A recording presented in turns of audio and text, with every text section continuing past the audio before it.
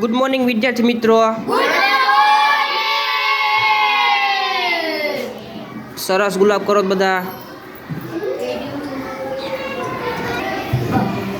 Very good. મૂકી દો. આજનો પ્રશ્ન, પાંચમા ધોરણમાં બાળક ભણતો હોય એને જે દાંત હોય છે એને દુધિયા દાંત કહેવામાં આવે છે. તો દુધિયા દાંતની સંખ્યા કેટલી છે? બોલો જવાબ. ખોટો જવાબ છે. બોલો જવાબ. ખોટો જવાબ છે. ખોટો જવાબ છે. ખોટો જવાબ છે. ખોટો જવાબ છે. ખોટો જવાબ છે. હા, સાચો જવાબ છે 20. મિત્રો, જો વિદ્યાર્થી ધોરણ 5માં ભણતો હોય જેના દાંત છે એ દુધિયા દાંત કહેવાય.